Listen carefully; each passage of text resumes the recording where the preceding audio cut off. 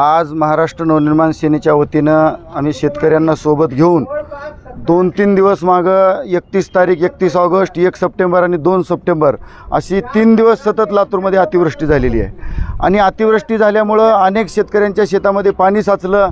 अनेक आपले लातूर जिल्ह्याचे तलाव मोठे किंवा धरणं भरल्यामुळं ते पाणी नदीत सोडलं। नदीकाठचे जे शेतकरी होते त्यांच्याही शेतामध्ये पाणी जाऊन नुकसान झालं आहे। परंतु या मुख्यमंत्री लातूरला आले होते, त्यांनी सांगितलं की पंचनाम्यांची काही गरज नाही। परंतु आज काही ठिकाणी पंचनामे होत आहेत, काही ठिकाणी होत नाहीत, म्हणजे शेतकऱ्यांना वेड्यात काढण्याचं काम चालू आहे।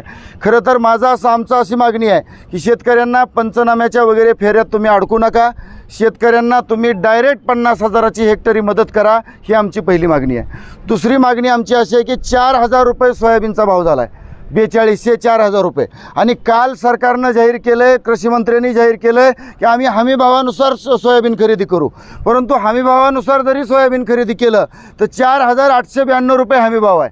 म्हणजे 4,892 रुपयानुसार जर आपण 7चं ॲव्हरेज एकरी धरलं तर 34,000 रुपये होतात आणि 28,000 रुपये हा एकरी शेतकऱ्यांचा सोयाबीनचा खर्च आहे। त्याच्यामुळे सोयाबीन परवडू शकत नाही। म्हणजे हमीभावानं जरी खरेदी केलं तरी दुसरी आमची मागणी अशी आहे की शेतकऱ्यांना 8,000 रुपये सोयाबीनला प्रति क्विंटल भाव देण्यात यावा। ई पीक पाहणीची जी अट आहे ती ई पीक पाहणीची अट त्यांनी असं केलं की विमा किंवा नुकसान भरपाई किंवा अनुदान ज्या शेतकऱ्यांनी ई पीक पाहणी केलेली आहे त्यांनाच मिळणार। परंतु अनेक शेतकऱ्यांचं सर्व्हर डाऊन असल्यामुळं या कंपनीचं ई पीक पाहणी त्यांची होत नाही आणि म्हणून ती अटसुद्धा यांनी तात्काळ रद्द करावी।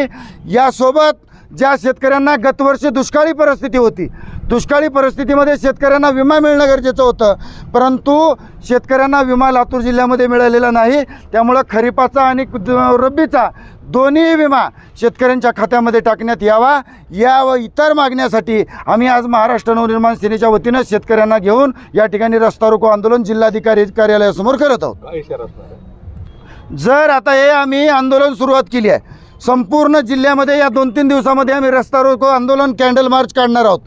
जर समजा या लोकांनी आता या आमच्या मागण्या मान्य नाही केल्या, सोयाबीनला भाव नाही दिला, शेतकऱ्यांना मदत नाही केली, तर महाराष्ट्र नवनिर्माण सेना जिल्हाधिकारी कार्यालयावर सुद्धा जाऊन तोडफोड आंदोलन केल्याशिवाय राहणार नाही, याची यांनी नोंद घ्यावी।